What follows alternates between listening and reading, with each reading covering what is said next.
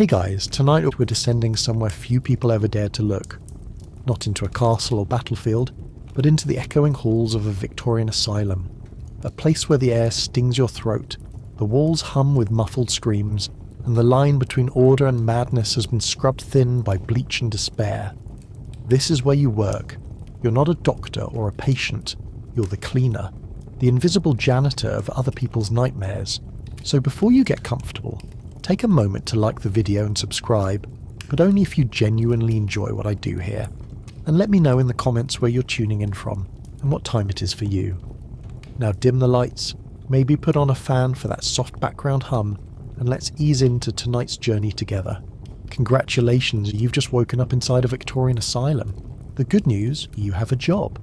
The bad news, that job involves cleaning everything that humanity has collectively decided not to think about. Your uniform is a grey cotton smock, already stiff with dry disinfectant, and your shoes squelch faintly with each step, which is never a good sign anywhere that calls itself a hospital. The corridor stretches endlessly in front of you. Stone floors slick with condensation, flickering gas lamps casting long shadows that move just enough to make you question reality. The smell hits first. It's a cocktail of sweat, bleach, wet straw, and something sour lurking underneath that defies classification. You'd think you'd get used to it after a few days, but no one ever really does. The human nose simply gives up around day 3, retreats into denial, and lets your brain fill in the blanks with despair. By the 1880s, asylums were sprawling institutions, part hospital, part prison, part moral experiment. Overcrowded, underfunded, and brimming with people society didn't know what to do with. The mad, the epileptic, the destitute, and the inconvenient all ended up here together. For every doctor armed with theories about curative order, there were 20 cleaners armed with mops and a sense of existential dread. Your day begins before sunrise, because madness, it turns out, doesn't keep office hours. You haul heavy pails of water from the pump, mixing them with lime or carbolic acid, the Victorian version of disinfectant. It's meant to kill germs, though at the time no one was entirely sure what germs were. They just knew that if it burned your skin and made your eyes water, it was probably doing something right. The walls are padded with horsehair and canvas, and your task is to scrub them daily, not because it helps anyone, but because cleanliness was believed to restore moral order. Madness, according to 19th century medicine, could be cured with neatness, so you scrub and scrub, until the scent of soap and sweat become your entire existence. In one corner, a collection of treatment tools gleam dully under the gaslight. Restraints, leather straps, iron cranks, and the infamous hydrotherapy tubs. You try not to look too closely, but you can't help noticing the fingerprints worn into the leather, the dents in the iron from restless nights. They call it therapy. You call it Tuesday. Every few hours someone screams. Sometimes it's from the wards, sometimes it's just the pipes groaning. You stop flinching after a while. You learn to hum to yourself as you mop. Not out of joy, but to drown out the echoes that don't quite fade. The rhythm of the work becomes hypnotic.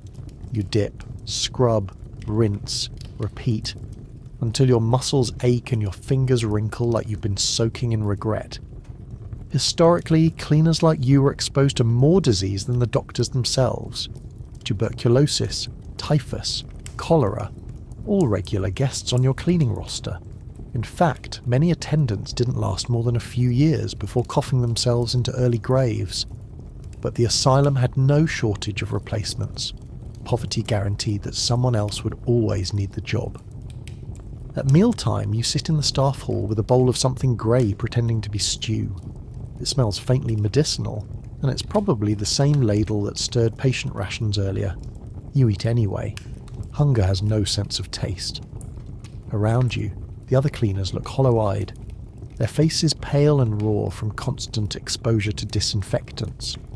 You wonder if anyone's still breathing properly through both nostrils. When you return to the wards, you're met with a faint rhythmic dripping of a leaking roof and the occasional soft sob from a locked room. The walls gleam from your efforts, but nothing ever feels clean. The filth seems to live in the air itself, seeping into your clothes, your skin, even your dreams. And then there's the laundry. Piles of linen soiled with every fluid the human body can produce, stacked high like ghostly mountains. You stir them in boiling vats with long poles, watching steam rise in thick clouds that sting your eyes. Victorian sanitation in action. It feels more like punishment than progress. You begin to notice the small things. The way the gas lights flicker slower when someone dies. The way your hands shake even when you're not cold. The faint buzzing in your ears that no one else seems to hear. The asylum changes people. The patients, the doctors, the cleaners. All of you caught in its slow chemical decay.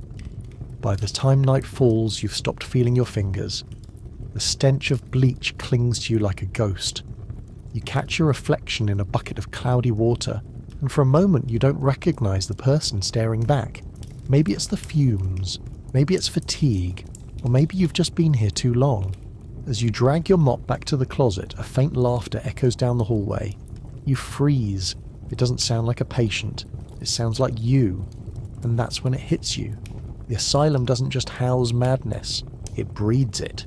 Slowly, silently, and very, very cleanly. But if you think this was the worst job in Victorian medicine, wait until you find out what the doctors were actually doing to their patients in the name of healing. That story, well, it's even harder to wash off. You've made it through another morning of mopping padded cells and scrubbing the word sanitation into submission. But your next duty is waiting down the corridor, past the rows of iron-barred windows and the faint rhythmic clanging of someone who has discovered the melodic potential of their dinner bowl. It's laundry day. Which, in Victorian Asylum terms, means boiling madness on a schedule. The laundry block is its own special circle of industrial misery. Built from thick stone and eternally damp, it feels like the belly of a ship that forgot how to float. You step inside and are instantly swallowed by steam. The air is so heavy with heat that breathing feels like drinking. Wet linen hangs from wooden racks above you, dripping steadily onto the floor like a slow-motion rainstorm. You can barely see the other cleaners through the haze, just silhouettes moving sluggishly around enormous iron vats filled with sheets, towels, and the general concept of despair. In theory, laundry was a cornerstone of Victorian hygiene reform. Reformers believed that cleanliness could heal the soul. In practice, it healed absolutely nothing but did wonders for the development of respiratory disease. The steam from boiling linen carried lye, ammonia, and the faint scent of insanity. You stir the mixture with a long paddle, watching pale grey bubbles rise and burst with soft, toxic sighs. Each sheet represents a night's worth of work from the wards. Blood, vomit, urine, and worse cling to the fabric like a diary of collective human suffering. You're not just washing laundry, you're laundering trauma. Victorian hospitals and asylums love to measure progress by the pound of linen cleaned. Reports from the 1860s brag about washing 1,000 sheets a day, as if the workers were powered by divine intervention rather than caffeine and malnutrition. Many facilities used hand-cranked mangles to squeeze the water out, which required 2 people and enough upper body strength to qualify for a blacksmith's guild. The rollers could easily crush a hand if you lost focus, and with the constant hiss of steam and ringing of pipes, focus was often the first thing to go. You reach for a bucket of carbolic soap flakes, pink and gritty, their scent so strong it makes your eyes sting. The Victorians adored carbolic acid. It was discovered by Joseph Lister and hailed as the miracle disinfectant of modern medicine. It also caused chemical burns and chronic lung irritation. But in an asylum, that was a small price to pay for cleanliness. Workers like you were told to inhale deeply, convinced that the fumes purified the chest. They did, in a way, by removing most of your ability to breathe. You hang a newly washed sheet on the line, and for a moment it looks almost beautiful. Sunlight filters through a window high above, illuminating the steam in golden rays. Then you notice the mould creeping up the wall behind it, the green-black spores forming delicate constellations of decay. You remember that tuberculosis thrives in damp environments. You remember that you've been coughing for 3 weeks. You keep working. Break time is a myth. If you're lucky, you get a moment to lean against a barrel and drink weak tea from a chipped mug. The tea is grey from the water, the same water used to rinse out chamber pots earlier that morning. You sip anyway. Hydration is hydration. Nearby, someone hums a hymn, not out of faith, but rhythm. The only way to survive the monotony is to turn it into music. By mid-afternoon, your clothes are soaked through. Sweat, steam and soap have merged into a single damp layer of regret. The asylum's administrators, of course, never set foot in here. They preferred to write moral essays about cleanliness from the comfort of their dry offices.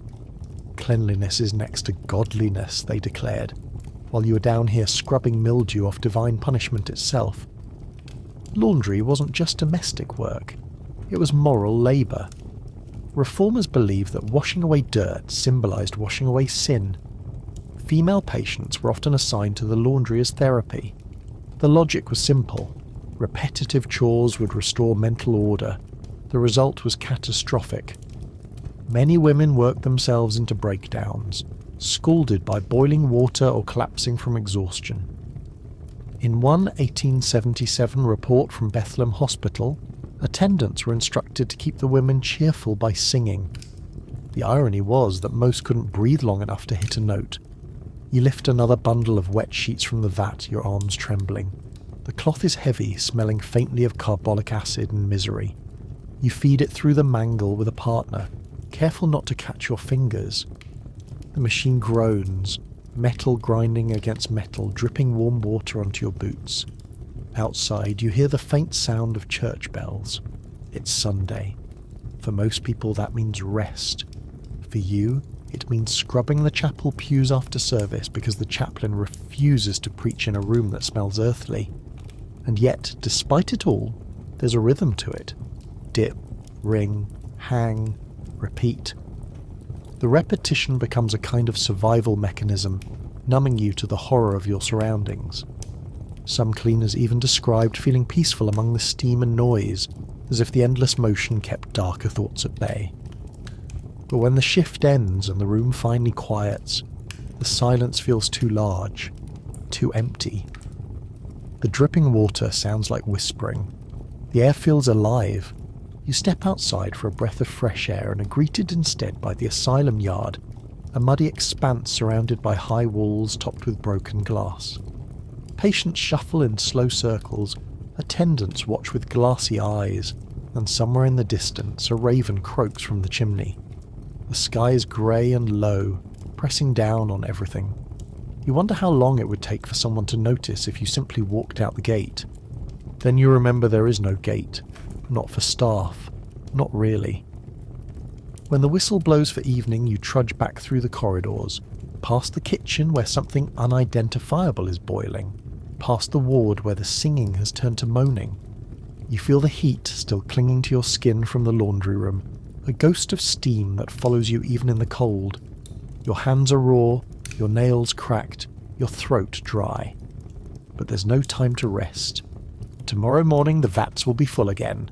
The sheets will be stained again. The asylum will never truly be clean. You lie in your narrow bed that night, the ceiling above you sweating condensation. Every breath smells faintly of bleach. You close your eyes and see white fabric swirling in water, forever turning, never rinsed. Somewhere a bell rings. Another patient needs cleaning. Another bucket needs filling. And just like that, your dreams start to smell like soap. Because in the Victorian Asylum, even sleep wasn't pure. It was just another shift. You step out of the laundry block with the smell of scalded fabric still clinging to your skin, and for a brief, delusional moment, you think the fresh air will save you. It doesn't. The asylum yard greets you with its usual perfume of damp straw, disinfectant, and human exhaustion. But your next assignment doesn't involve cleaning the filth of others. Not yet. It involves cleaning the place where that filth begins. Welcome to the Victorian Asylum kitchen, where meals are cooked, nutrition is theoretical, and the definition of edible is aggressively flexible. The kitchen is a cavernous hall lined with soot-stained brick and ruled by heat. You can hear the crackle of coal fires before you even enter.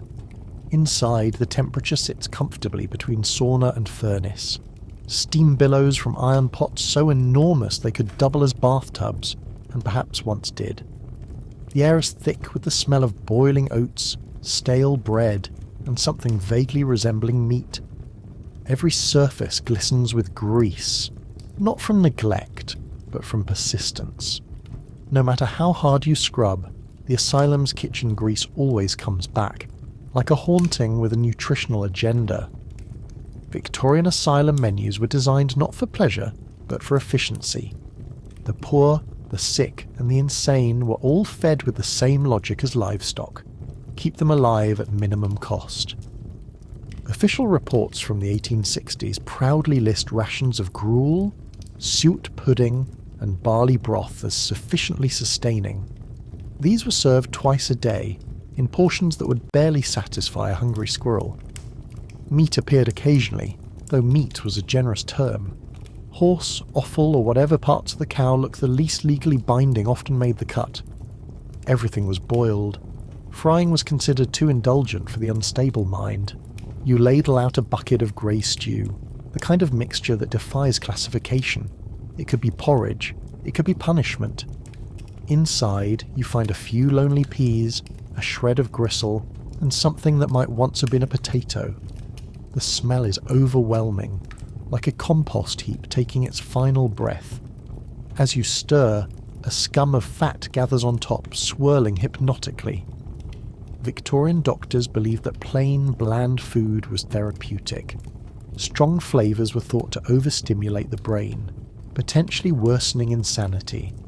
So asylum cuisine was intentionally designed to be flavourless. The meals were calm, the diners were not.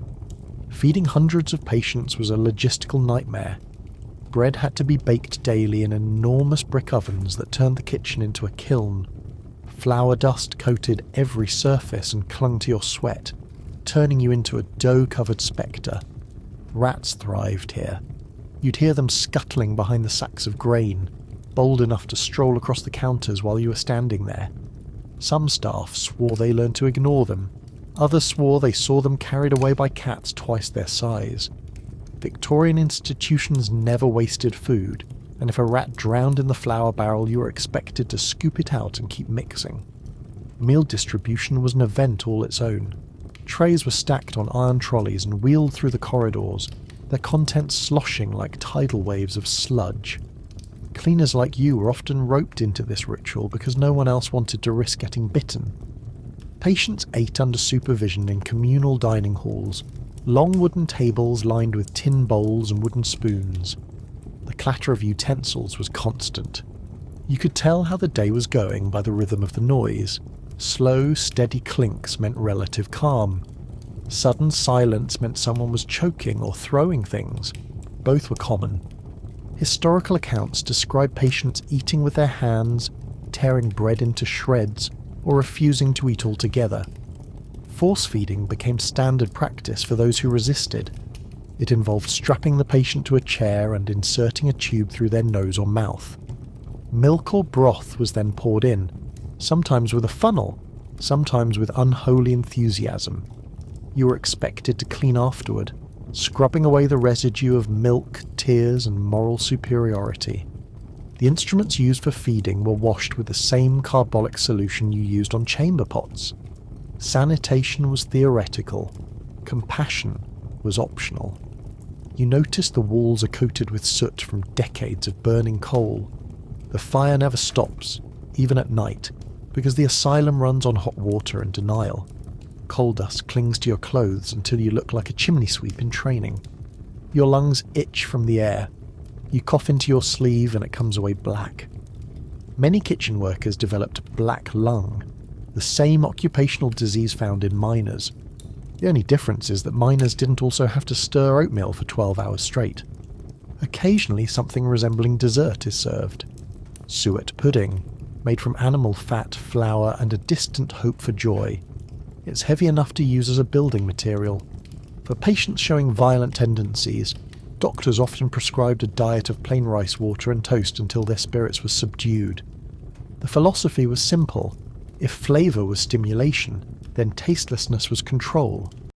Madness, they believed, could be starved out like an infection. By late afternoon, the kitchen smells like exhaustion.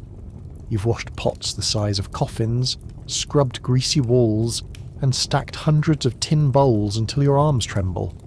Somewhere in the corridor, you can hear the distant ring of the asylum bell, not for dinner, but for incident.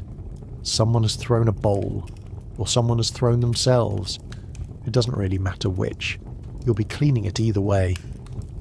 The head cook barks an order to start boiling the next batch of broth. It's made from leftover bones and vegetables too wilted for the pigs. You pour it into the cauldron, and the mixture hisses as it hits the hot iron. A thick cloud of steam engulfs you, carrying with it the scent of rot and ambition. Victorian kitchens reused everything. Fat was rendered, bones were boiled, and leftovers were reborn endlessly. Waste was a sin, and flavour was collateral damage. You glance at the small clock on the wall. The face is blackened from years of smoke, but the hands still move, cruelly slow. You've been standing for 10 hours. Your feet ache, your back burns, and your stomach growls. You grab a spoon and steal a sip of the broth. It tastes exactly like the room smells. You swallow anyway. There's a strange comfort in knowing you're eating the same thing as the patients. Misery, after all, tastes best when it's shared. Night falls, and the fires begin to dim. The kitchen crew trickles out, leaving behind the echoes of clanging pots and faint dripping from the ceiling. You linger a moment longer, staring at the endless piles of dirty dishes waiting for tomorrow. The asylum is a hungry beast. It eats people, patience and time, and somehow still demands dessert. You step into the corridor, your clothes damp with sweat and steam, the world spinning slightly from dehydration. The air outside feels cool, but the smell of bleach and despair returns almost immediately. Somewhere nearby, you hear the scrape of a chair and the low hum of gaslight. The patients are being led back to their rooms. The halls creak with the sound of keys and prayers. You head toward the cleaning closet where your mop waits like an old friend. Tomorrow you'll return to scrub more padded walls, wash more iron basins, and try to forget that you once found peace in the rhythm of scrubbing. For now, you just need to sleep, though the scent of boiled meat will cling to your dreams, and as you drift off on your thin mattress, you realise that madness in the asylum wasn't always in the minds of the patients. Sometimes it started in the kitchen. You leave the asylum kitchen behind, your ears still ringing from the endless clatter of ladles and boiling pots. The heat follows you down the corridor like a ghost with unfinished business. Outside, the air is cool again, though the word fresh feels wildly optimistic. You can taste the coal dust, the soap, and the faint metallic tang that hangs around every corridor in this place. The night shift has begun, and with it comes your next ordeal. Tonight you'll be cleaning in the dark, surrounded by the sounds of madness. The asylum never sleeps. Not really. It just hums, groans, and occasionally screams through the night like an enormous, miserable organism. Every wall carries noise. The creak of bed springs, the distant thump of bare feet pacing in locked rooms, the slow drip of water from some forgotten pipe. It's a symphony of unrest, and you're the one who has to mop the floor to it. Victorian asylums were not built for peace and quiet. They were built for containment. Thick walls were meant to keep the sound in, but instead they turned every corridor into an echo chamber for despair. You walk through the main ward carrying your bucket and brush. The gas lights flicker weakly, their hiss mixing with the whispering that always seems to come from nowhere. Some attendants claimed the asylum was haunted. Others said it was just the building settling. But after a few weeks of night cleaning, you stop making distinctions. The human brain starts filling in what it can't explain, and this place offers endless raw material. Historical records from London's infamous Bedlam hospital, better known as Bedlam, describe night hours as the most trying for staff morale. Patients were chained or confined in cells, But that didn't stop the chorus of howling, laughter and prayer that filled the air from dusk till dawn. One visitor in 1814 wrote that the noise resembled the cries of beasts more than of men. By the later Victorian period, Bedlam had improved its reputation, but many provincial asylums still followed older practices. Solitary cells, iron restraints, and punishment chairs were common. You can hear the chains clinking faintly in one of the older wings even now, like wind chimes built by someone who hated joy. As a cleaner, your job includes sweeping and scrubbing the corridors long after most attendants retire for the night. You move slowly, careful not to wake anyone who has managed to sleep. The air smells of candle smoke, disinfectant, and the sourness of old air trapped too long indoors. Every so often you hear a sudden thud or sharp cry from behind a locked door. You pause, listening. Then the silence creeps back, thicker than before. Victorian doctors often believed that nighttime agitation was a sign of spiritual imbalance. To cure it, patients were sometimes subjected to nocturnal observation, which meant bright gaslight burning all night in their cells. The theory was that darkness encouraged delusions. In reality, it just destroyed circadian rhythms and created a population of sleep-deprived insomniacs who screamed at the ceiling until morning. You're tasked with cleaning these rooms between rotations, wiping soot from the gas mantles while the patients stare at you through the iron grates. Their pupils are wide, their faces pale, their voices soft and rambling. They talk to people who aren't there. Sometimes you catch yourself answering. The asylum clock strikes midnight. The sound reverberates down every hallway, vibrating through the floorboards. You keep working, scrubbing stains that refuse to leave. Victorian cleaners didn't have rubber gloves. They had rags, sand, and carbolic soap strong enough to dissolve fingerprints. It burns your hands until the skin peels, leaving your fingertips red and shiny.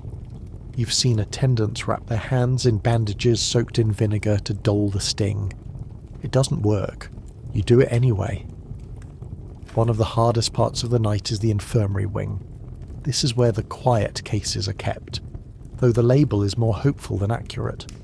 You pass by beds lined in neat rows, their occupants twitching or muttering under heavy wool blankets. The smell here is different. Less chemical, more organic. Sweat, sickness, and decay blend into a scent that clings to your clothes long after you leave. You empty chamber pots, change sheets, and wash the floors beneath the beds. The patients rarely move, their eyes fixed somewhere far away. Occasionally one will reach out suddenly, grasping at your sleeve with surprising strength. You freeze, whisper a wordless apology, and keep working. Historical studies of 19th century asylums reveal that noise was considered both a symptom and a disease. Doctors wrote lengthy papers about the soundscape of insanity, noting that shrieks, laughter, and repetitive chants were thought to spread madness through imitation. To combat this, some asylums tried moral silence, enforcing strict quiet hours where staff could not speak above a whisper. It worked about as well as you'd expect in a building filled with screaming people. Cleaners like you were often the only ones allowed to make noise, your brooms and brushes forming an accidental rhythm that became part of the nightly soundtrack. You pause to rest your arms, leaning against your mop. The gaslight flickers, throwing shadows that stretch and bend across the floor. For a moment you think you see someone standing at the end of the corridor. You blink, and the figure vanishes. Just the light, you tell yourself. Just exhaustion. But deep down you know that half the staff here has seen something similar. Everyone has a story about the late shift, the echoing footsteps that never match your own, the sound of humming in an empty room, the whispers that seem to come from the walls themselves. You make your way down to the lower basement, where the walls sweat moisture and the floor stays perpetually slick. This part of the building is older, dating back to when the asylum was first built. The architecture feels different here. The ceilings are low, the air heavy, and the silence unnatural. Your lantern casts a narrow circle of light, and every movement outside it feels alive. You can hear the slow drip of water, the distant hum of the furnace, and somewhere beneath it all, a faint tapping that never seems to stop. Cleaners often joked that the asylum itself was alive. The pipes were its veins, the boilers its heart, and the corridors its endless throat. You begin to understand why they said it. Buildings like this absorb everything that happens inside them. The sounds, the smells, the fear. The walls seem to breathe. You can feel a low vibration through the mop handle, like a heartbeat in the floor. Maybe it's just the machinery. Maybe it's not. By dawn, the noises begin to fade. The screams turn to murmurs, the murmurs to snores. The asylum grows quieter, though never silent. You wring out your mop for the final time and step outside into the grey morning light. The air is cold and wet, but it feels almost clean. You breathe in deeply, the first breath of the day that doesn't taste like carbolic acid. Somewhere behind you, a door slams, and a new chorus of shouts begins. You watch the sky shift from charcoal to dull silver, knowing you'll be back tonight to do it all again. The asylum never rests, and neither do you. Each sound becomes part of you until you can't tell whether it's coming from the building or your own head. That's the secret no one writes in the medical reports. The cleaners didn't just scrub the floors of madness, they inhaled it. And as the sun rises over the soot-stained chimneys, you can already hear the faint echo of your next task calling from down the hall. Something's dripping again, always dripping, and you know before you even get there, it won't be water. You follow the sound of dripping deeper into the asylum, the kind of slow, deliberate sound that makes every step feel like an accusation. The corridor narrows, and the light from your lantern slides across a sign that reads Treatment Wing. It's a cheerful name for what is essentially the asylum's personal laboratory of horror. Inside, you'll find the true heart of Victorian medical optimism, a place where the line between cure and cruelty was so blurred it might as well have been washed with bleach. You push open the heavy door and the air changes immediately. It's colder here, sharper, and carries a scent you recognise all too well. Metal, soap, and faint traces of blood that even carbolic acid couldn't fully erase. The room gleams in a way that feels wrong, like something trying too hard to appear pure. On the tables rest rows of instruments, forceps, scalpels, clamps, syringes, and a few devices whose purpose is better left unexplained. You're here to clean them all. Each one carries a history, a story that ended badly for someone who didn't get to leave. Victorian medical tools were marvels of craftsmanship and nightmares of hygiene. They were made of brass, iron, and imagination. Some were designed for surgical procedures, others were invented entirely for the sake of theory. Bloodletting lancets, bone saws, and trepanning drills were standard issue. The asylum version added the tranquilizer chair, an ingenious contraption of straps and buckets intended to calm the mind by immobilizing the body. Cleaning it requires patience and a strong stomach. You pick up a bone saw, its teeth darkened from years of use. The handle feels smooth from hundreds of hands. Every asylum cleaner knew this ritual. After each treatment session, attendants would dump the instruments into basins filled with boiling water, while you stood by with brushes and soap flakes. The water was supposed to sterilize them, but sterilization in the 19th century was more faith than science. Germ theory was still considered controversial in many asylums. Doctors insisted that mental illness couldn't be spread by tools, though plenty of infection said otherwise. Carbolic acid again. It was the miracle chemical of its age, credited with saving surgery from its own filth. Joseph Lister popularised it in hospitals during the 1860s, and by the 1870s, every institution in Britain reeked of it. You pour a little into the basin, and the fumes rise immediately sharp and sweet. Your throat burns, your eyes water. You know from experience that breathing too much of it can cause dizziness, headaches, or worse. But there are no masks, no ventilation, and no sympathy. You scrub until your knuckles split, watching dark residue swirl away into the cloudy water. Victorian doctors genuinely believed that restraint and routine could cure the mind. The asylum cleaner's role in this system was invisible yet vital. You weren't healing anyone. You were maintaining the illusion that healing was possible. Every bucket of water, every polished scalpel was a silent performance for the medical reports that insisted conditions have greatly improved.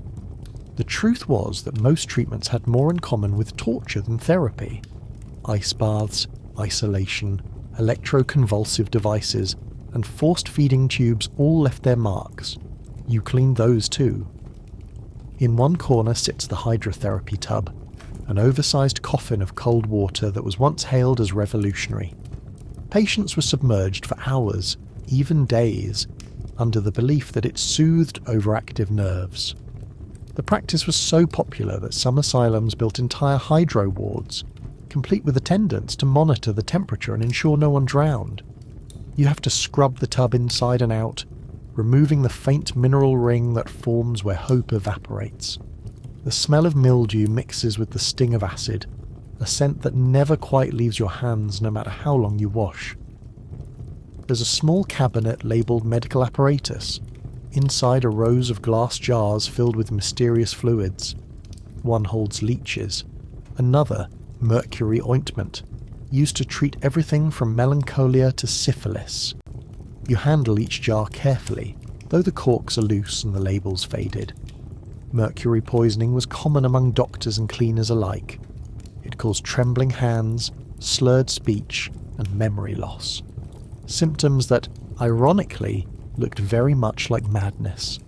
Records from the Surrey County Asylum note that attendants were instructed to maintain spotless cleanliness of the wards and instruments, for filth encourages vice. The phrase was repeated so often it became doctrine, but no amount of scrubbing could erase what happened here. The padded rooms next door bore the marks of restraint straps, the walls stained from constant contact. You clean the straps too, rubbing them with vinegar and soap until they stop smelling like fear.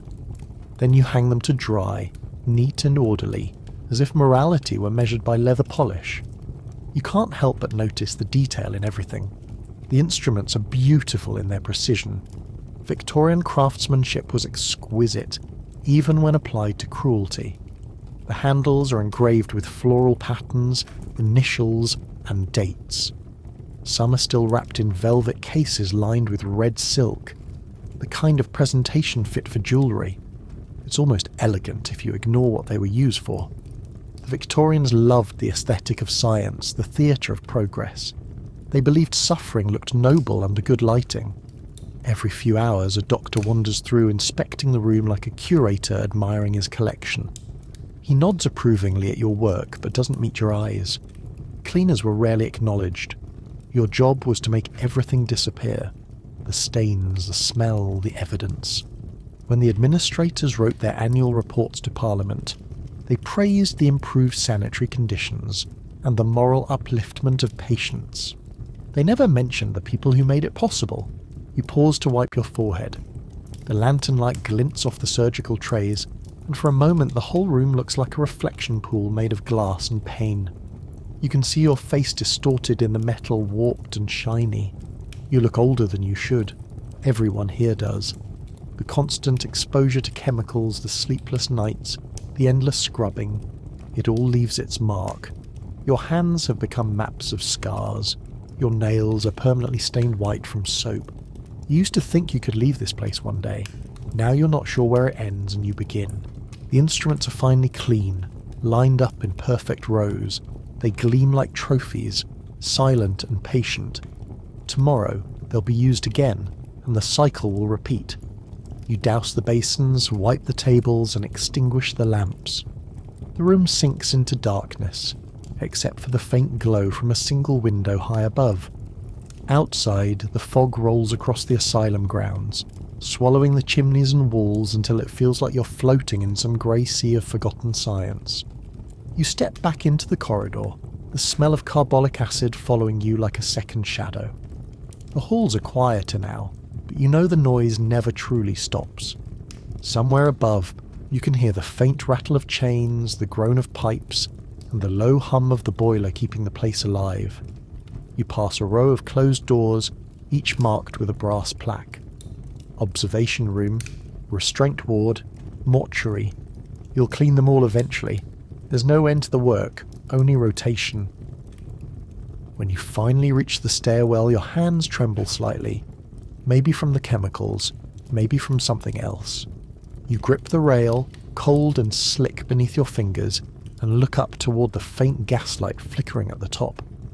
The thought drifts through your mind that every instrument, every mop, every wall in this place exists for the same reason: to keep the illusion of control alive.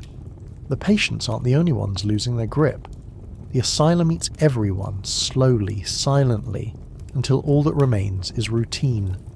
And as you climb the stairs, the light grows brighter, but the smell of metal and bleach still lingers.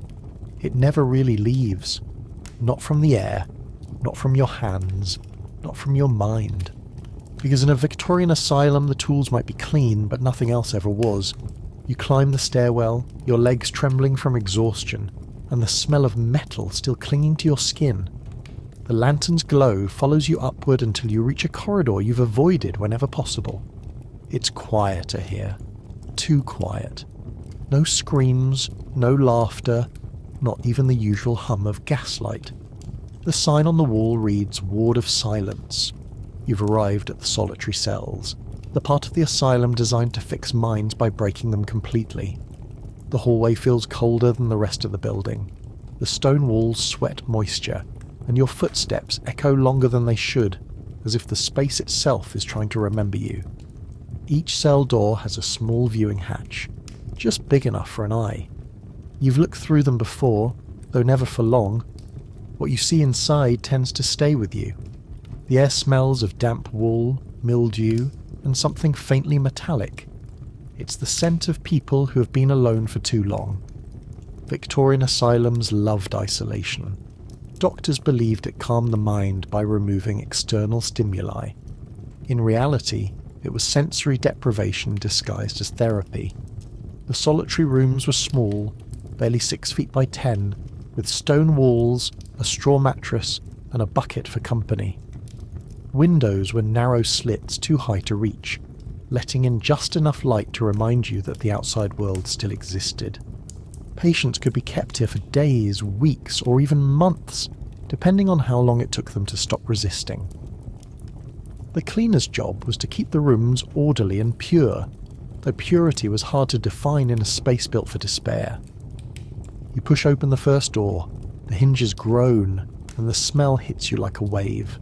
Sweat, rot, and a kind of stale air that feels physical, like breathing through cloth. The walls are streaked with grey from years of moisture seeping through the stone. In one corner, the straw bedding has fused into a single mass. You lift it with your mop handle, and it makes a sound somewhere between a squelch and a sigh. The floor beneath is stained dark, impossible to clean fully no matter how hard you scrub. The Victorians had a peculiar relationship with solitude. Philosophers romanticized it, poets praised it, doctors prescribed it. But the version offered in asylums was far less poetic. It was confinement with moral ambition.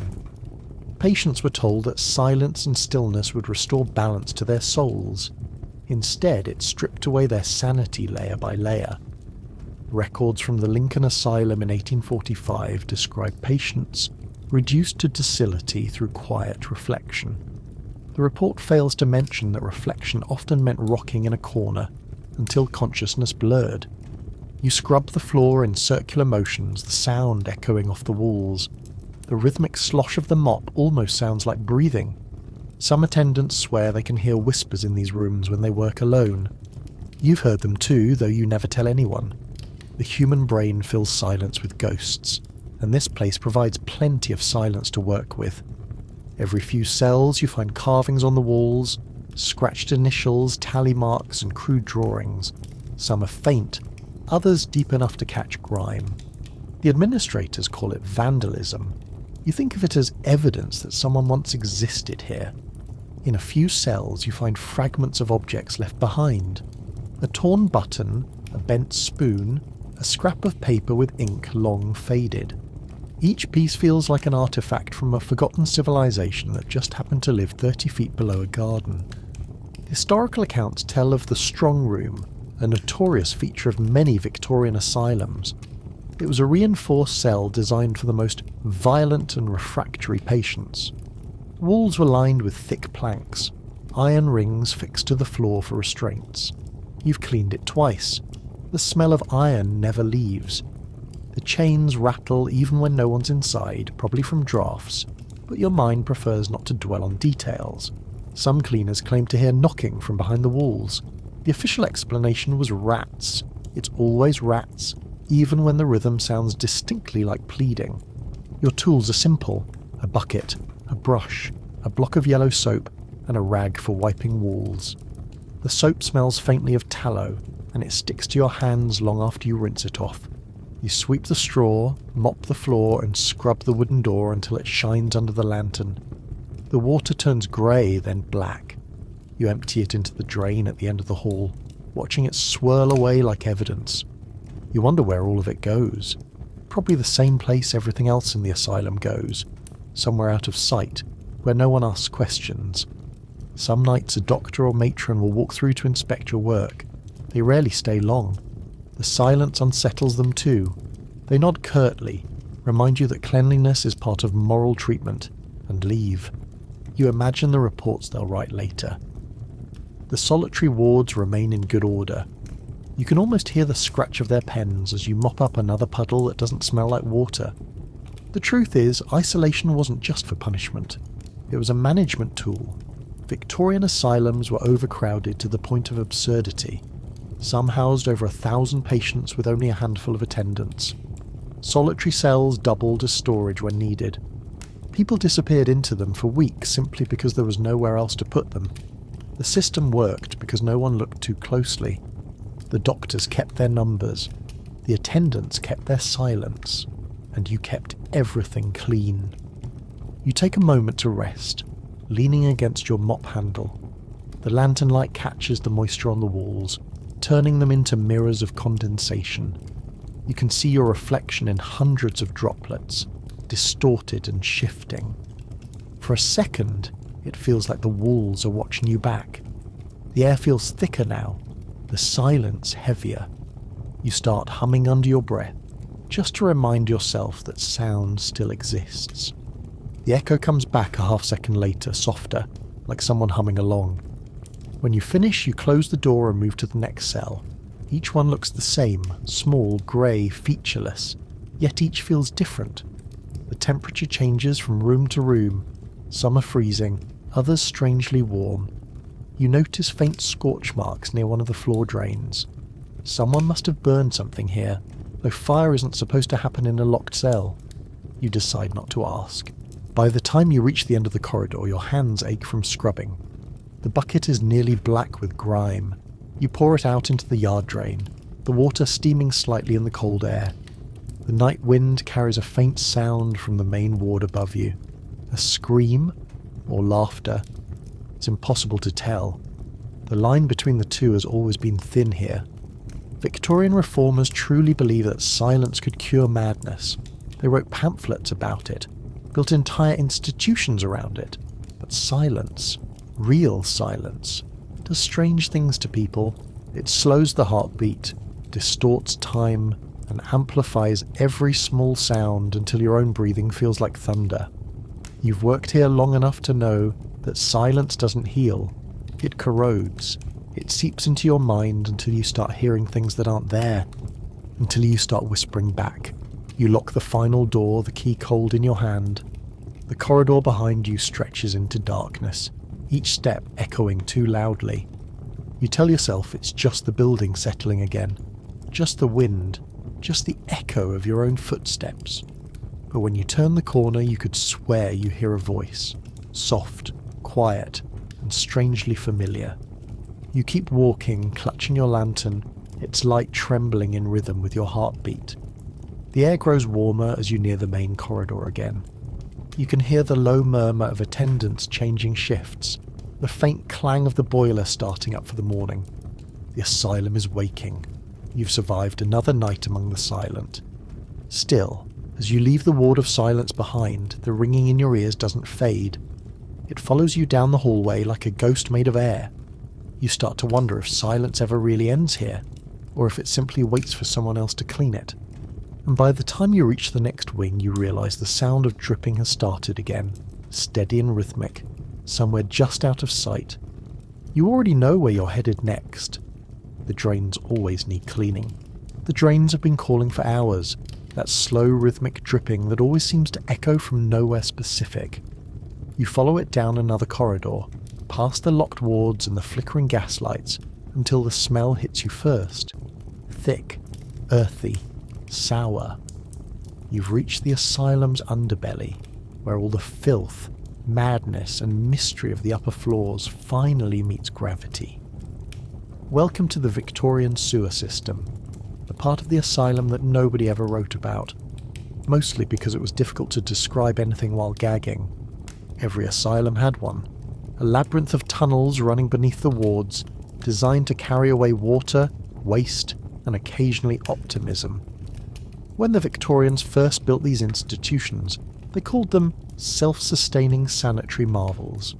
The architects boasted of modern drains, tiled corridors, and efficient waste channels that would keep everything clean.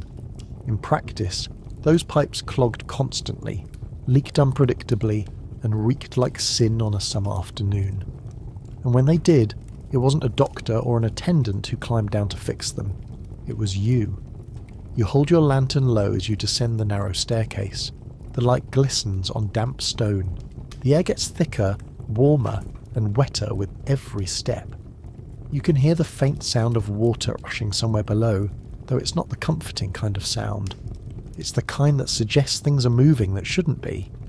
When you reach the bottom, the walls close in, slick with moss and age. The smell of ammonia mixes with mould, and suddenly your entire existence revolves around trying not to breathe too deeply. Victorian sanitation was a paradox. On paper, it was revolutionary. By the mid-1800s, Britain had discovered the joy of plumbing. Flush toilets were being installed in middle-class homes, and the word sewerage became fashionable among public health reformers. But institutional plumbing lagged behind. Asylums, prisons, and workhouses were built cheaply and expanded constantly. Their drains often connected to open cesspits or primitive brick tunnels that led nowhere in particular. When the cesspits overflowed, it wasn't an engineer who got the call. It was the cleaning staff, and what they faced down there would make even a rat think twice about its life choices. He crouched low, scraping debris from a rusted grate. The water below ripples faintly, though you try not to think about what's floating in it. Pieces of straw, rags, soap bubbles, and other things better left unexamined. You jab at the blockage with a broom handle until something gives way with a burp of trapped gas. The smell that follows is indescribable. It's the concentrated memory of everything that has ever gone wrong in human hygiene. Your eyes water. You lean away, coughing. Somewhere above you can hear a faint burst of laughter from the wards. You briefly wonder if the patients can smell it too. Historical inspection reports confirm that many asylums had chronic drainage issues. The Broadmoor Criminal Lunatic Asylum, for example, struggled for years with backed-up waste that flooded the lower wings. In 1874, inspectors noted that the odour of corruption is most disagreeable to both staff and patient, a polite Victorian way of saying it smelled like death wearing perfume. Engineers blamed the design.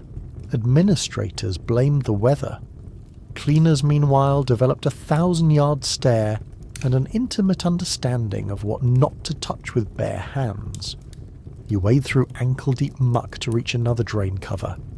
The lantern light flickers against the ceiling, revealing spider webs as thick as rope and something small scurrying in the shadows.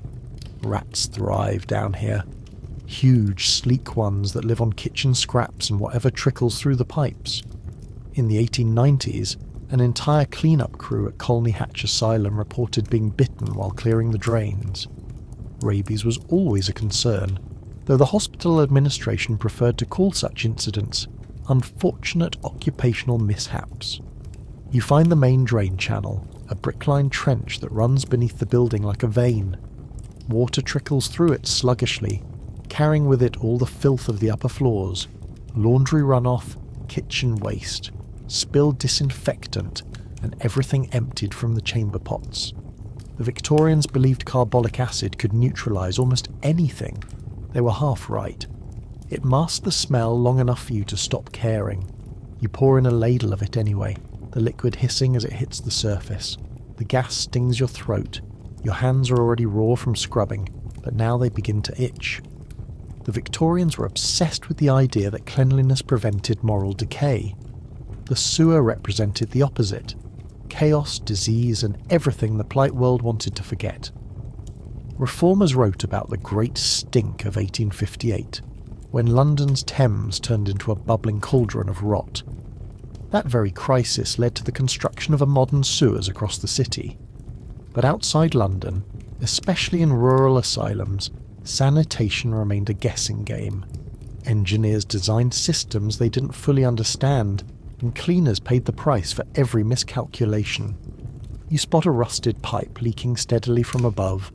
The water drips onto your shoulder, warm and suspiciously oily. You wipe it away with a rag, pretending not to think about what's inside the pipe. When you follow it with your lantern, you realise it runs directly from the washhouse above. Everything poured down the laundry drains eventually ends up here. The soap residue leaves a thin, greasy film on the water, like a moral boundary separating you from whatever lies beneath. After a while, you stop flinching at the smell. You stop thinking about what's underfoot. The human mind has an astonishing ability to adapt to horror. Your thoughts wander instead to the engineers who designed this place, sitting comfortably at their desks drafting blueprints while you crawl through their mistakes. The irony is that some of them became patients later in life, suffering from exhaustion or melancholia. You imagine them locked upstairs while you clean their drains, the circle of Victorian progress neatly complete. You scrape another drain clear, the sound of metal against stone echoing down the tunnel. Somewhere in the darkness, you hear a low gurgle, followed by a sudden rush of water. The blockage gives way, and a torrent of foul liquid surges past your boots, splattering the walls. You hold your breath and let it pass.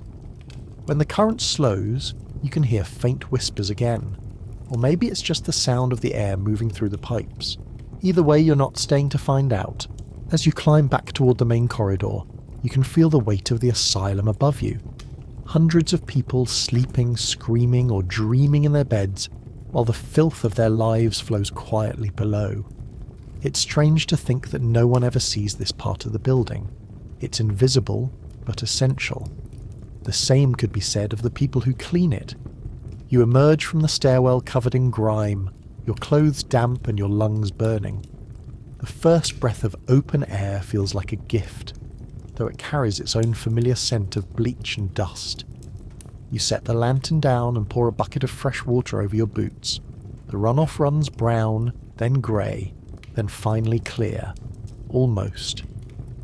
You stare at it for a moment, realising that cleanliness here is an illusion. The dirt never leaves, it only changes shape. Victorian medical journals praised the idea of institutional sanitation. They published elaborate diagrams of drainage systems, complete with Latin captions and heroic engineers posing beside them. None of those diagrams mentioned what happened when the drains overflowed, or when the cleaning staff fell ill. Cholera outbreaks were common in poorly maintained institutions. Typhoid, dysentery, and trench fever spread through contaminated water. Asylums were supposed to represent order, but beneath them flowed chaos. By the time you return your tools to the closet, the first light of dawn is seeping through the windows. The day staff will arrive soon, bringing with them fresh linen, fresh soap, and a new batch of problems to wash away.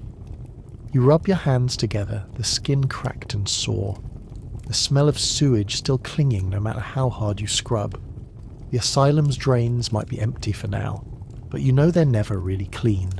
They're alive in their own way, always whispering beneath the floors. You close the door to the cellar behind you, the hinges squealing softly. The silence afterward is almost peaceful. Almost. You glance at your reflection in a puddle by the threshold, distorted by ripples. For a moment it looks like someone else is staring back at you, someone buried in the water. You blink, and the reflection smooths out. Probably just exhaustion. Probably. The lantern light fades as you step back into the main corridor.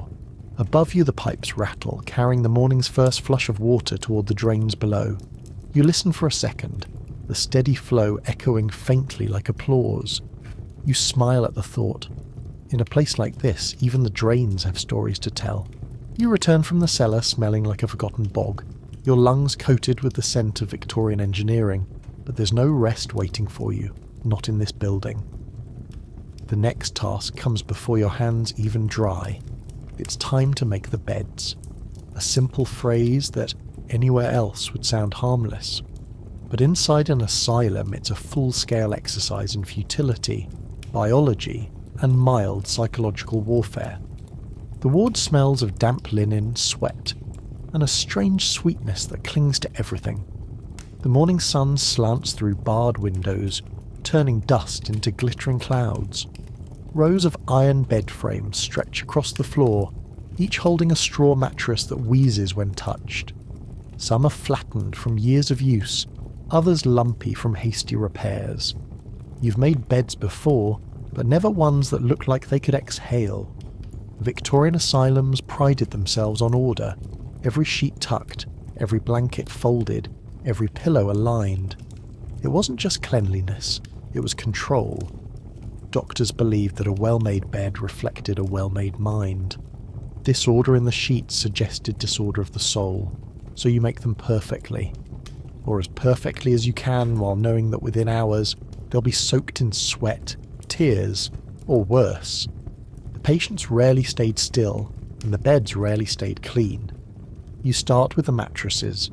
They're filled with straw, or sometimes flock, a polite word for shredded cloth and hair. When you lift one, a cloud of dust and lice explodes into the air like confetti at a depressing parade. You slap the mattress with your broom, sending the insects scattering. The Victorians were familiar with lice. Everyone was. They were practically a social class. Asylum reports mention infestations so severe that attendants shaved patients' heads to reduce irritation. It worked, mostly for the barbers who got to charge extra for the service. The straw needs replacing weekly, or at least in theory. In practice, it was replaced whenever someone remembered, or when the smell became unbearable. You tip one mattress over, emptying its contents into a large sack. The straw comes out damp and clumped together, releasing a smell like fermented barnyard. You gag quietly and pour in the new straw, hoping the rats haven't been nesting in it. Spoiler, they have. The Victorians considered this normal. The word vermin was practically interchangeable with decor. Clean bedding, when available, was rationed. Hospitals received allocations from local parishes or textile factories, usually second-hand. Bed sheets were often patched together from rags. White fabric was rare because bleach was expensive, and coloured sheets were considered morally confusing. Patients slept under blankets dyed with arsenic-based pigments that looked nice but could cause rashes, coughing, and hallucinations. On the bright side, the doctors probably took that last one as proof the treatment was working. You tuck the corners, pulling the linen tight enough to slice bread on. The bed looks neat, but only for a moment. You can already see the stains bleeding through the fabric. Sweat and bodily fluids have a way of resurfacing like bad memories. You fetch a bucket of soap water, scrub, rinse, repeat. It's a never-ending cycle. The Victorians called it moral maintenance. You call it Tuesday. Every asylum had its own cleaning codes. At Hanwell, attendants were instructed to scrub every mattress until no trace of impurity remains. That's a bold request in a ward that housed 200 people. Bedding was shared between patients, swapped out only when someone died or recovered. You can't decide which is worse. In winter, the beds grew damp from the cold air and never fully dried. In summer, they swarmed with bugs. You've learned to shake out every blanket carefully. Once you found a dead mouse curled up inside.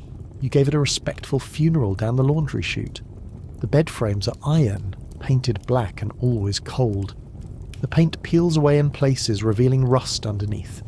You scrub them with vinegar and lye until they shine again. The Victorians loved iron furniture because it was sanitary, meaning you could hose it down after an accident. They were right. but the water drained poorly, so the floors stayed slick for hours. Many cleaners slipped and broke bones while carrying buckets. There's a report from 1883 detailing how an attendant at the Bristol Asylum fractured her hip after an unforeseen collision with wet flooring.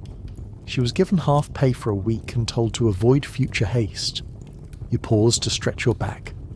The morning shift has begun, and the ward is filling with sound. Patients shuffle in small circles, muttering. Others sit silently, staring at the walls. One is talking softly to a spoon. You keep working, pretending not to notice. The smell of carbolic acid from the nearby washroom mixes with the scent of unwashed bodies. The combination could peel paint. By midday, you've changed 15 mattresses and boiled 40 pillowcases. The laundry room steams like a tropical swamp.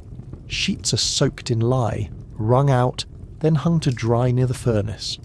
The fabric stiffens as it cools, rough as sandpaper. When you fold them, they crackle faintly. Comfort isn't part of the job description. Neither is sleep.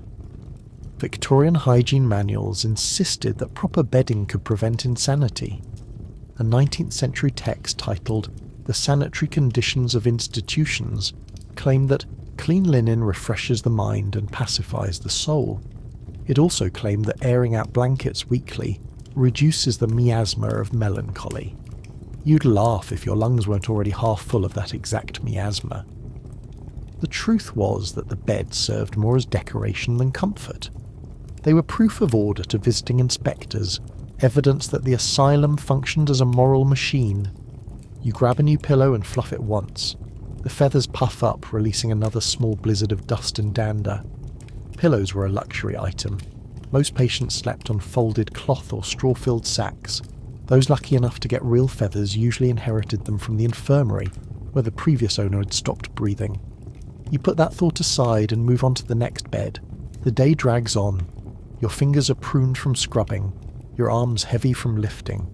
The beds line up behind you like obedient soldiers, crisp and lifeless. You step back to admire your work, but the satisfaction fades quickly.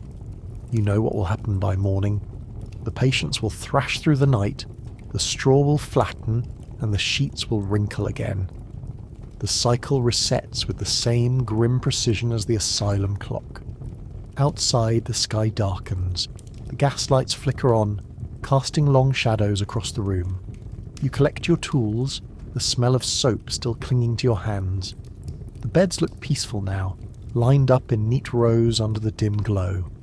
Almost normal, if you squint hard enough. But the silence doesn't last. From somewhere down the hall, a scream rises, followed by the sound of something shattering. You set the broom aside and sigh. The night shift has begun. You head toward the noise, your boots squeaking on the damp floor. As you pass the rows of beds, the flickering light makes them look like bodies waiting for burial. The thought sends a shiver down your spine. You wonder how many people have slept their last sleep here, their dreams dissolving into the walls. You try not to think about it, but in a place like this, the beds remember everything. The noise grows louder as you near the infirmary wing. Another fight, another spill, another mess that someone has to clean. You tighten your grip on the bucket and push the door open. The smell that hits you next is stronger than anything soap could ever erase. And just like that, another long night begins inside the walls of Victorian sanity. You push open the infirmary door and step into a wall of heat, the kind that feels alive. The air smells thick, sour and metallic. Rows of beds fill the room, each holding someone in varying degrees of discomfort. The asylum infirmary was meant to be a place of healing, but the word healing here translates roughly to surviving until morning. You set down your mop and take in the scene, knowing exactly what comes next. The cleaners are always the last ones in after the doctors finish their work. They call it aftercare. You call it what it is, clean-up duty for Victorian medicine. The sound of the infirmary is never truly silent. There's always some combination of coughing, moaning, or the clatter of metal trays. The floors are slick with soapy water from earlier rounds, and every few feet, you can see stains that refuse to fade. They've been scrubbed with vinegar, salt, and even coal ash, but the marks remain like ghosts that refuse to leave. The patients lie wrapped in rough blankets, their faces pale in the dim gaslight. You can smell carbolic acid, iodine, and the faint scent of something burnt. It's the odour of progress, according to the doctors. To you, it's the smell of failure politely disinfected. Victorian medicine adored procedure. The asylum infirmary wasn't just a hospital wing, it was a proving ground for theories. There were no anaesthetics until well into the century, and even then, supplies were scarce. Most operations were done with a splash of whiskey and a prayer. Cleaning afterward required strong stomachs and stronger soap. You were expected to mop the floor, wash the instruments, and prepare the room for the next experiment. No one called them experiments, of course. They were treatments, noble and humanitarian in intent, even if they looked suspiciously like torture with better lighting. The most common procedure you cleaned up after was bleeding. The doctors believed that madness came from excess blood and heat of the brain. Their solution was as simple as it was horrifying. They cut the patient's arm and drained a pint or two, sometimes more depending on enthusiasm.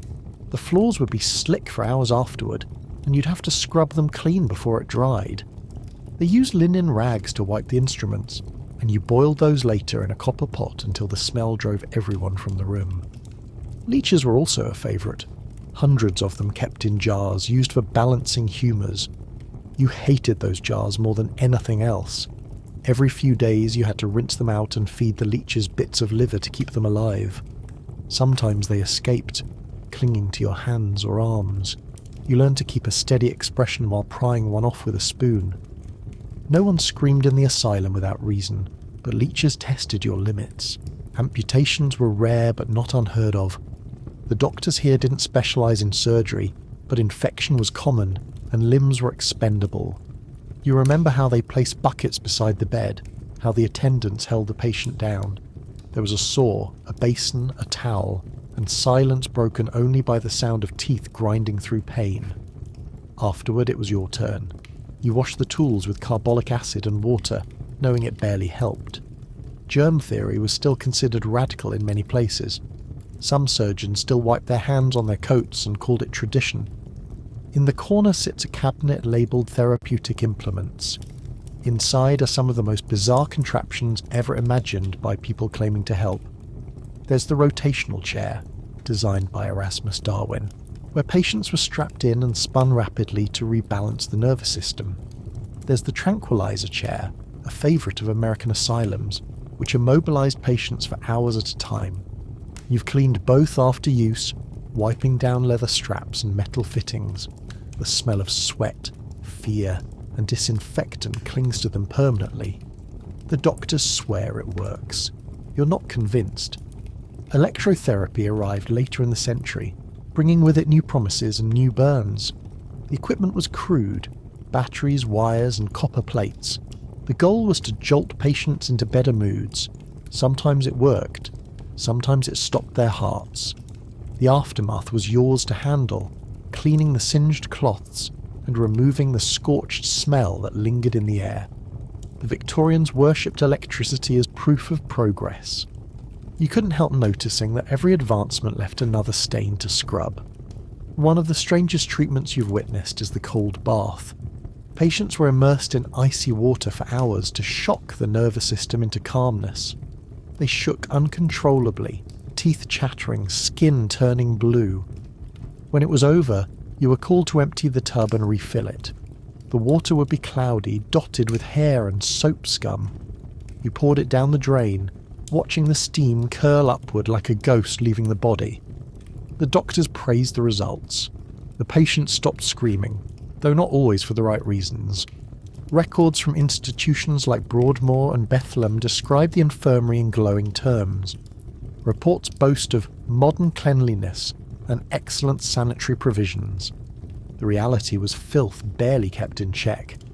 The floors soaked up everything that spilled, the drains constantly clogged, and the air thick with disease. Typhus, cholera, and tuberculosis spread easily. The same cloth used to wash a patient's fevered face might clean a surgeon's hands moments later. You scrub until your palms ache, but the walls remember. The infirmary had its hierarchy. Doctors prescribed, Nurses administered, cleaners erased. You were the invisible line between order and chaos. When an operation went wrong, you swept the evidence away. When a patient died, you prepared the room for the next. Victorian death certificates were brief. Cause, melancholia, exhaustion, or fits. The details stayed behind on your mop. You paused by the window, the light from the setting sun catching the copper basin beside you. It shines faintly, beautiful in its own awful way. You think about the people who once filled this room, the doctors so certain in their science, and the patients so trapped in their care. Progress always looks tidy in history books. No one ever shows the person scrubbing the floor afterward. The air grows still. You can hear footsteps in the hall, the measured tread of someone coming to inspect. You straighten, setting your mop aside. The matron enters, her expression carved from stone. She glances around the room, nods once, and leaves without a word. You exhale slowly. Approval in this place is as rare as fresh air. By the time the lamps are lit, the infirmary gleams again. The floors are clean, the instruments polished, the beds neatly arranged. It looks calm, almost peaceful. You know better.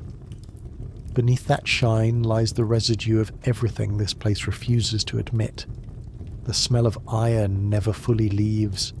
The silence afterward feels heavier than any scream.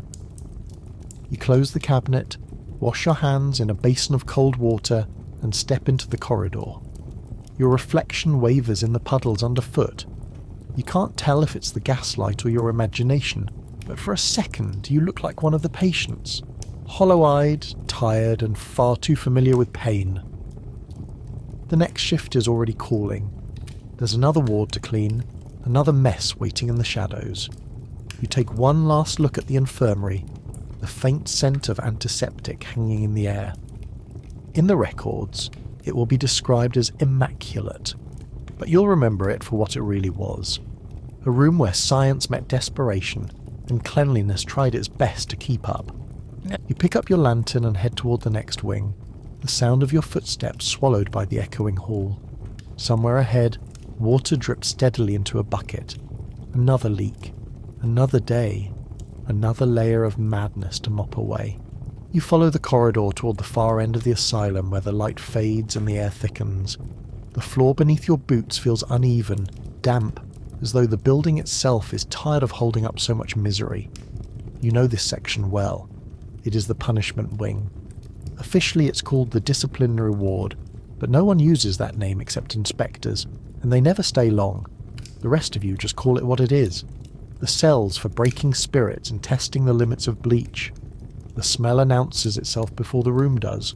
Stale air mixed with mildew, old straw, and something that once might have been disinfectant. The doors here are different. Thick oak reinforced with iron bands, each fitted with a small square hatch. The walls are scratched and scarred from years of use, like a diary written in desperation. You step inside the first chamber and feel the cold close around you. Even the air seems quieter here, heavy and watchful. Punishment cells were standard in Victorian asylums. Reformers wrote long essays about moral management and kindness, but in practice, discipline was always the fallback plan. Silence, isolation, and deprivation were considered medicine. For disobedience, patients were confined in darkness for days. For violence, they were strapped into straitjackets until their limbs went numb. Cleaning these rooms was a task that blurred the line between janitorial work and archaeology. You never knew what you might uncover once the light returned. The walls are bare except for moisture stains and the occasional nail hole. The floor is stone, slick with condensation. You kneel down with your bucket and start scrubbing. The water turns grey almost immediately. The sound of your brush echoes rhythmic and lonely. The Victorians insisted on stone floors for easy cleaning, but they forgot that stone absorbs everything. No matter how much lye you use, the smell of confinement lingers. There's a small wooden stool bolted to the corner of the room, the only furniture allowed. You clean that too, though you can't help noticing the faint grooves carved into its surface. Initials, perhaps, or tally marks.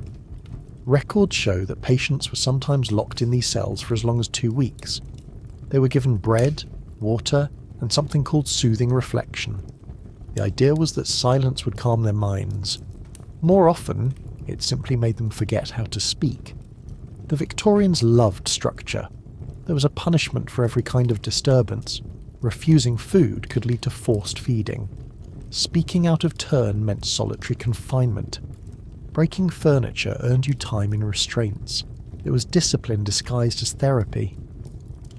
The cleaners arrived afterward, scrubbing the walls of any signs that might disturb the next round of order. Inspectors noted with pride that the punishment cells were kept in a commendably neat state. They never mentioned the noise that came from behind the doors at night. You move to the next room. The floor is scattered with straw, damp from leaking pipes above. A bucket sits in the corner, half full of foul water. You empty it into your pail and refill it from your jug. The air smells slightly better now, though only because the carbolic acid is strong enough to burn your nose. You start wiping the walls with a rag, your fingers numb from the cold. The lantern light flickers across the iron rings embedded in the wall. They were used for restraint chains, though the official term in the logbooks is stabilizing fixtures. The euphemisms are always tidy, even when the rooms are not. Historical accounts from the Wakefield Asylum describe a penal cell, lined entirely with wood planks to muffle noise. The door was padded and fitted with a peephole so attendants could watch without being seen. Temperature control didn't exist, so in summer it became an oven, and in winter, a freezer. Reports mention patients fainting from heat and shivering from cold, but no one questioned the design. Discomfort was proof of discipline. You find a broken strap lying near the door, stiff with age and something darker. The buckles are rusted. You drop it into your cleaning bucket without comment. Someone will tell you to discard it later, though you know it will simply be replaced with a new one. Everything here is replaceable except the smell. Even after washing, the air feels heavy, as if it carries memory. The carbolic soap only covers the scent temporarily. Beneath it, there's always that faint trace of fear. The matron passes by occasionally, her shoes clicking against the stone. She peers in through the hatch, making sure you're still working. She doesn't linger. No one ever does in this part of the building. You imagine she'll write in her report that disciplinary quarters have been adequately sanitized. She'll never mention that she never stepped inside. Cleaning punishment cells isn't just physical work, it's psychological warfare. The quiet eats at you. Even the smallest sound feels magnified. The scrape of your brush, the trickle of water, your own breathing. You begin to understand why patients left here alone start to whisper to themselves. After a few hours, silence stops feeling empty and starts feeling alive. You catch yourself glancing at the corners of the room as if something might be crouched there. Records from the 1880s show that asylums experimented with moral reform architecture. The idea was that certain shapes, colours, and arrangements could encourage good behaviour. Square rooms promoted discipline, while rounded corners softened tempers. The punishment cells ignored all of it. They were pure function, narrow, windowless, and cruelly symmetrical. When you close the door, the darkness feels engineered. You finish one room and move to the next. This one is newer, built after the 1860 Lunacy Act required asylums to adopt humane and sanitary conditions. In practice, that meant slightly better ventilation and a coat of white paint. The reformers congratulated themselves on their progress, writing about the bright and orderly nature of modern discipline. The paint peels now, revealing the same old grey underneath. You scrub the flakes from the floor, wondering if anyone ever truly believed these rooms made people better. Sometimes attendants joke that the cleaners spend more time in the cells than the patients. It's not far from the truth. You spend hours kneeling in the cold, surrounded by the ghosts of conversations that never happened. The line between work and confinement feels thinner every week. You've begun to notice small changes in yourself. You flinch at loud noises. You forget the days of the week. You clean in silence even when no one asks you to. The asylum has its way of making everyone obedient eventually. By evening you've finished all 6 cells. Your hands are red and raw, your back stiff from bending. You carry the bucket back down the corridor, careful not to spill the filthy water on your shoes. The lantern light stretches your shadow across the walls, long and distorted. You look like one of the inmates being led away. The thought makes you walk faster. You reach the end of the hallway where a small wooden bench waits. It's meant for attendance, but you sit anyway, breathing in the cold air. From here, you can hear faint murmurs from the main wards, the sound of life returning.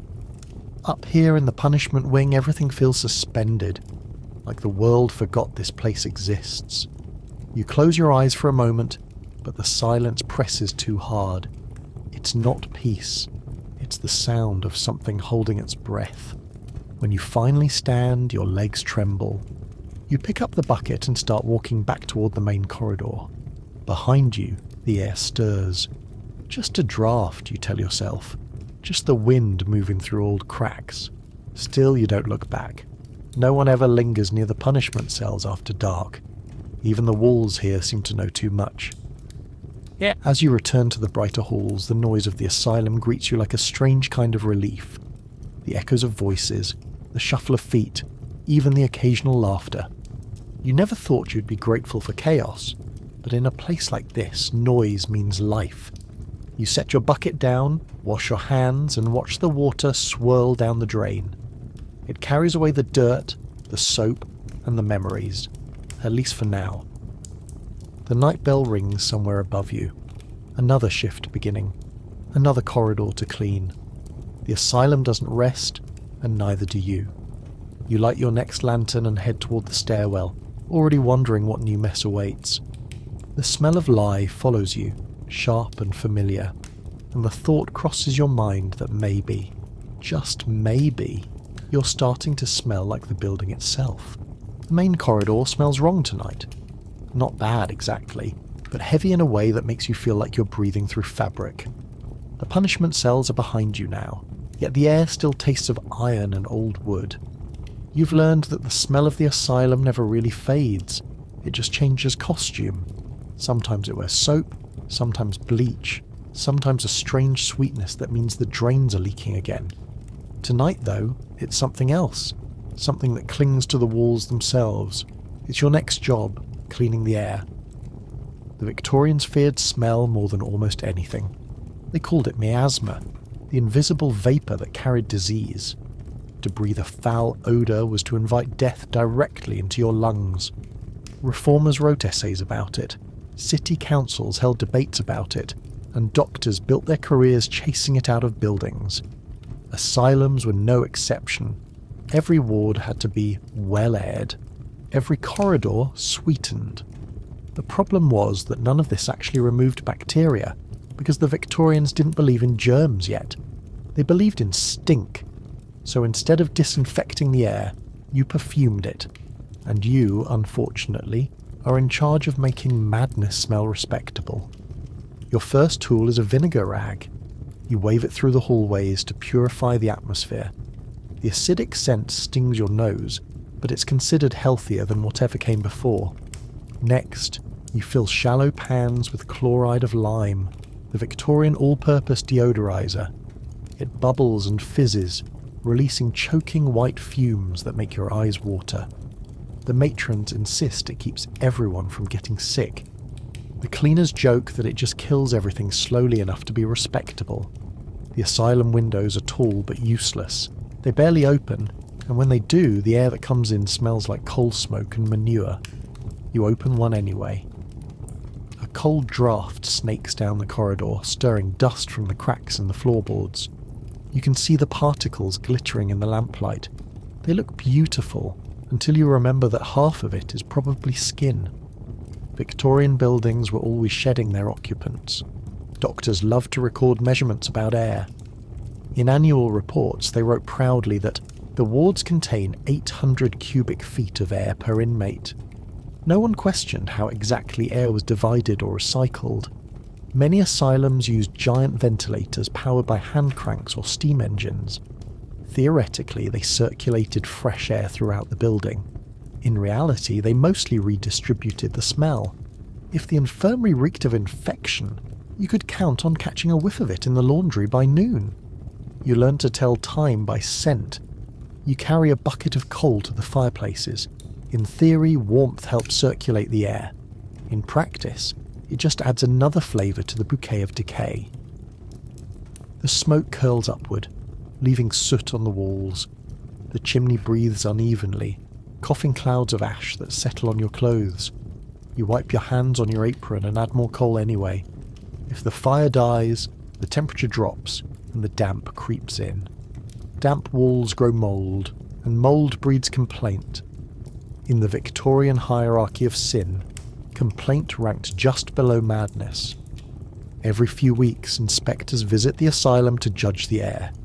They walk the halls sniffing thoughtfully like wine tasters, praising the brisk freshness of rooms you scrubbed for hours. You stand nearby holding your mop, wondering if they're smelling the same building. Officially, the asylum air must be free from effluvia. Unofficially, effluvia is the foundation of your existence. Historical records show that asylums experimented with ventilation systems that seem laughable today. Some used giant bellows to pump air through ducts. Others relied on tall ventilation shafts designed by engineers who had never cleaned one. The Royal Edinburgh Asylum famously built its pipes too close to the lavatories, so the fresh air carried hints of everything the patients flushed. Reports politely describe the result as an unwholesome mingling. You can imagine the reality. In winter, the air turns damp and thick. You burn sulphur candles in the corridors, the smoke meant to purify. It fills your lungs and makes your head swim. The scent is somewhere between rotten eggs and divine punishment. You cough until your eyes sting, but the matron praises your diligence. The patients cough too, but no one writes that in the report. When spring arrives, the doctors open every window at once for seasonal airing. The cold rush of outside wind feels glorious for exactly 3 minutes before the dust begins to swirl. Feathers from old mattresses, lint, and fragments of straw fill the air like grey snow. You cover your mouth with your sleeve, but it's too late. The dust settles in your throat and stays there for hours. Many cleaners develop what the physicians call institutional cough, a chronic rasp blamed on overexertion but clearly caused by the building itself. You move through the wards with a small bottle of lavender oil, dabbing it on door frames to mask the scent of carbolic acid. The Victorians adored lavender. It symbolised purity, faith, and mental calm. Some doctors even prescribed inhaling it as treatment for hysteria. You suspect it helped mostly because it distracted from the other smells. When the lavender runs out, you use vinegar again. The cycle continues endlessly. Sweet, sour, chemical, repeat. The worst smells always come from the wet wards, the rooms housing patients who cannot control their bodily functions. The walls there absorb everything. You scrub them daily with lime wash, a thick chalky paste that promises to sweeten the environment. It dries into a powder that coats your hair and lashes. You begin to look like a ghost by the end of each shift, but for a few hours afterward, the room smells almost tolerable, until night falls and the damp returns, bringing the ghosts with it. Medical journals from the 1870s reveal the growing obsession with air purity. Dr. Henry Munro of St. Luke's Asylum once claimed that the very air of the insane is charged with contagion. He wasn't entirely wrong. Tuberculosis spread easily in these crowded halls, but his solution involved more windows and fewer blankets. Patients froze while the drafts carried disease from room to room. You cleaned endlessly to prove the air was safe, though you suspected it never would be. By evening, your clothes carry every scent of the building. You smell like coal, vinegar, and faint despair. Even the soap you use afterward can't fully erase it. Other cleaners have stopped trying. They joke that the asylum brands you from the inside out. You start recognizing colleagues by scent alone. One smells of bleach, another of carbolic, another of smoke. You wonder what you smell like to the patients. Probably authority and fatigue. The final task of the night is airing the dormitories. You unlatch the high windows and let in the night breeze. Outside, the world smells different. Wet grass, chimney smoke, and somewhere far off, bread from the town bakery. You close your eyes and breathe it in until your chest hurts. Then the cold bites, and you shut the window before frost forms on the panes. The air inside immediately feels thicker again, as if the asylum itself is exhaling. You check the corridor once more. The gas lights hum softly, the smell of lime and soap lingering in the air. It's cleaner now, at least by Victorian standards. Tomorrow it will smell the same as always, carbolic and sweat and too much hope. You gather your tools, knowing that you've only bought the asylum another day of illusion. As you walk toward the laundry, your boots squeak against the wet floor. A draft follows you, whispering through the vents. You swear it almost sounds like words, but then, the air in this place always seems to be speaking. You drop the vinegar rag into the bucket and close the door behind you. The smell fades just a little, but you know it's waiting. It always is. You finish your nightly round of air purification and step into the courtyard for what you think will be a breath of something resembling clean oxygen. It isn't. The smell hits like a solid wall, a blend of ammonia, earth, and regret. Somewhere nearby, a cart creaks. The night soil men have arrived, the most dreaded, most essential workers in the asylum's ecosystem. And somehow, tonight, you've been told to help them. The cart stands under a flickering lantern, piled high with barrels sealed by little more than faith and rope. Each one sloshes with the collective offerings of several hundred inmates. This is Victorian sanitation at its finest. Before modern sewage systems reached most asylums, waste was collected manually. Night soil men, known politely as sanitary attendants, hauled it out under cover of darkness to avoid offending the sensibilities of daytime society. Unfortunately, in an asylum, the work never stopped at the gate. The cesspits were inside the walls, and you were the one standing closest to the shovel. The pits lie behind the laundry, near the vegetable garden. A cruel irony the cooks pretend not to notice. The air here is thick and humid, and the ground feels soft underfoot. You lift your lantern, and the light catches a circular brick opening covered by a wooden lid. Steam curls from its edges.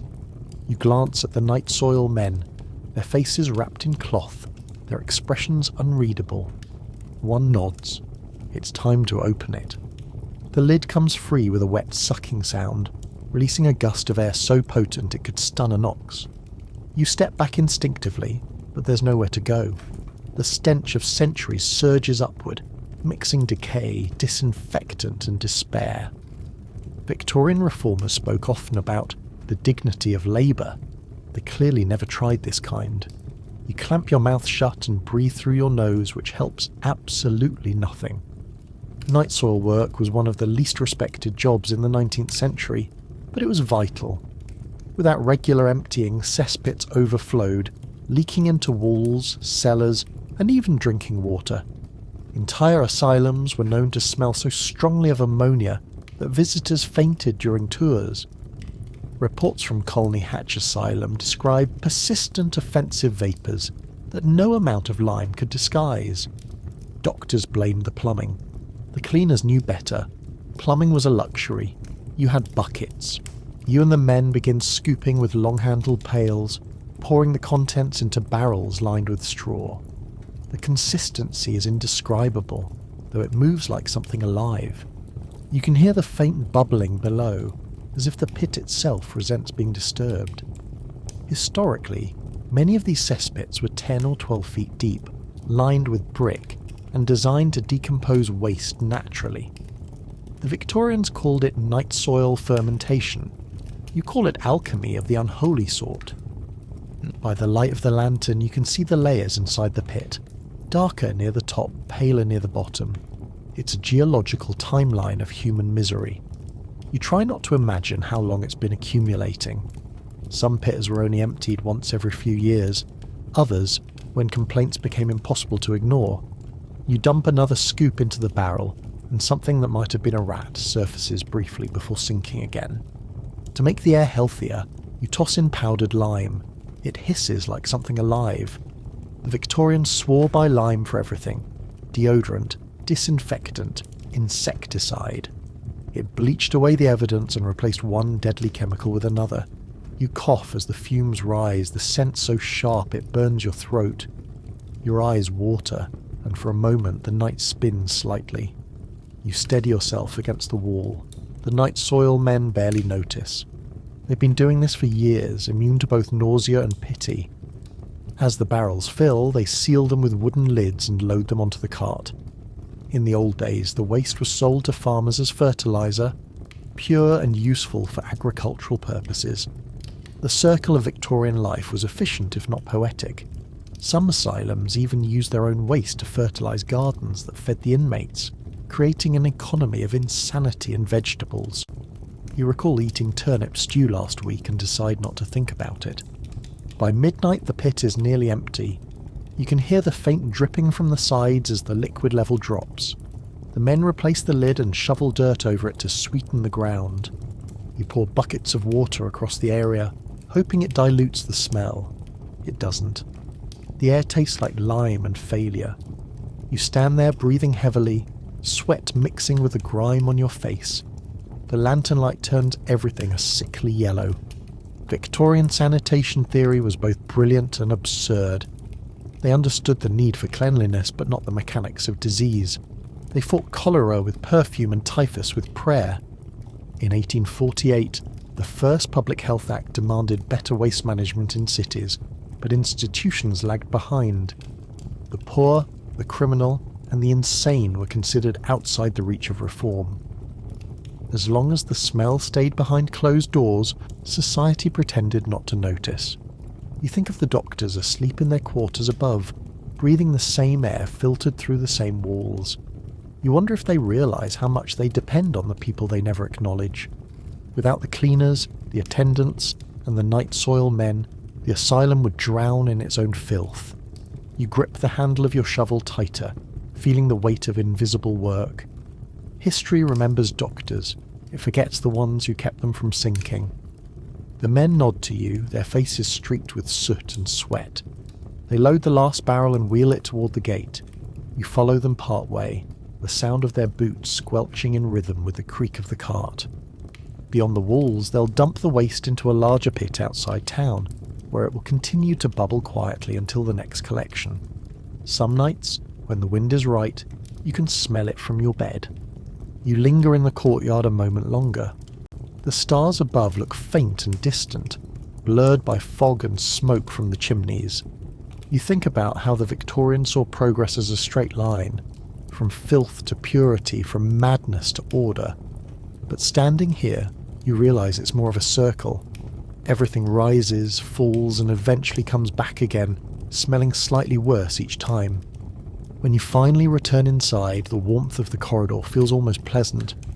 The air smells faintly of soap again, though it can't quite hide what's underneath. You light another lantern and start scrubbing the floor near the infirmary, pretending the night soil work is already behind you. But it never really leaves. You'll smell it for days. The soap will just make it sharper. You pause for a moment, leaning on your mop. Somewhere nearby, a patient hums softly, an eerie lullaby that echoes down the hallway. The sound mingles with the faint drip of a leaky pipe and the faraway creak of the night soil cart fading into the distance. The building exhales, and you with it. Another night nearly done, another duty completed. The asylum will wake in a few hours, clean enough to pass inspection, sick enough to need you again. You rinse your hands in a bucket of water that turns grey immediately. The moonlight seeps through the high window, catching the soap bubbles as they rise. For a brief, absurd moment, it's beautiful. Then the smell catches up again, and you laugh quietly at your own foolishness. You finish washing, wipe your hands on your apron, and reach for the broom. There's always something else to clean, and that, my friends, concludes another relaxing evening inside the world's least relaxing workplace. If you've made it this far without gagging or googling Victorian sanitation, congratulations. You're built different. Now, before you drift off to sleep smelling faintly of carbolic acid and existential dread, let me know in the comments what kind of historical suffering you'd like to experience next. Maybe medieval dentistry. Maybe the romantic world of plague-era dating. You decide. I just narrate the nightmares. And if you enjoyed tonight's soothing tour through psychological collapse and questionable hygiene, check out my other videos for even more educational misery. Because nothing says sweet dreams quite like history's worst day jobs.